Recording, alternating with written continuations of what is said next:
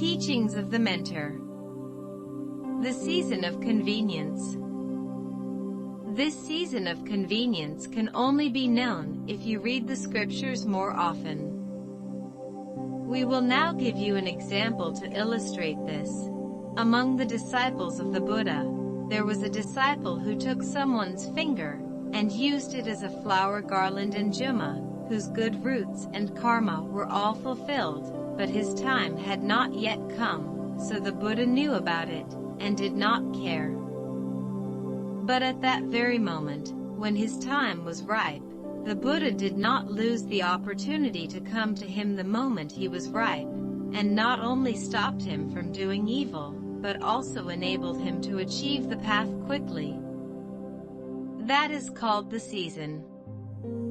Until that time, the Buddha will not appear, and there is no point in appearing. Even the farmers in the countryside know this truth. Whether you grow grain, cotton, melons, fruits, pears or peaches, before they are ripe, just because they have blossomed, you harvest them all and take the flowers as your grain, as your vegetables, as your melons, fruits, pears and peaches. No, you can't. But the sentient beings are often in a hurry. They don't care so much.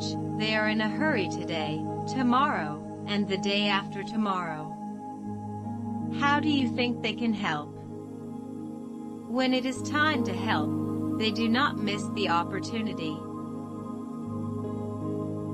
What does it mean not to lose the opportunity? It means not losing the opportunity. If you look at the Flower Adornment Sutra in detail, you will see that a true bodhisattva never loses the opportunity of the moment.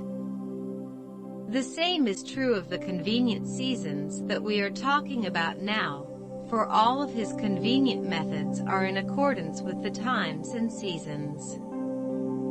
In other words, if you are ripe, he will give it to you, but if you are not ripe, he will not give it to you indiscriminately, because it will be harmful to you.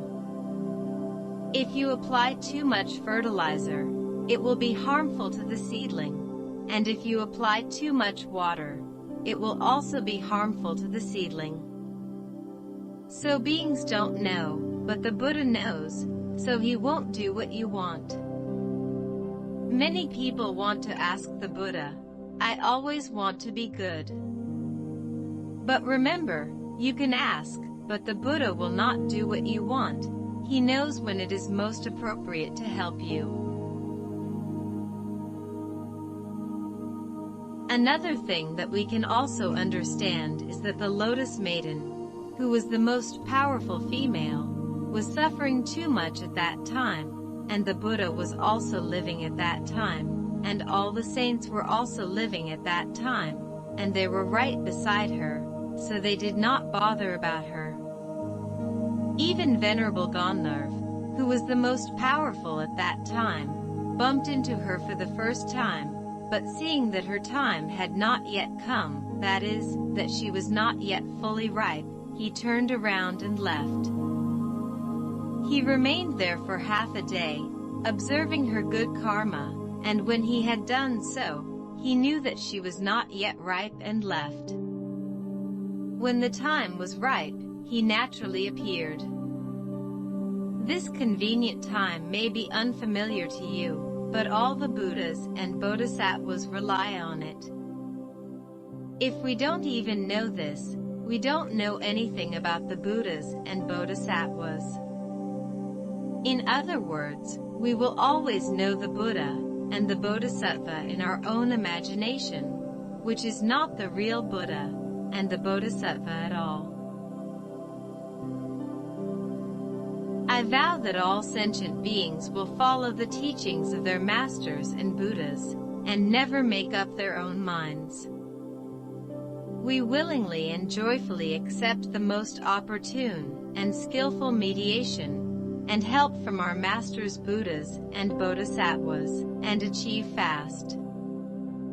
With great joy and confidence, great courage and diligence, not chaotic and single-minded, and become a part of oneself and generate wisdom. Ingeniously fit the foundation of all sentient beings.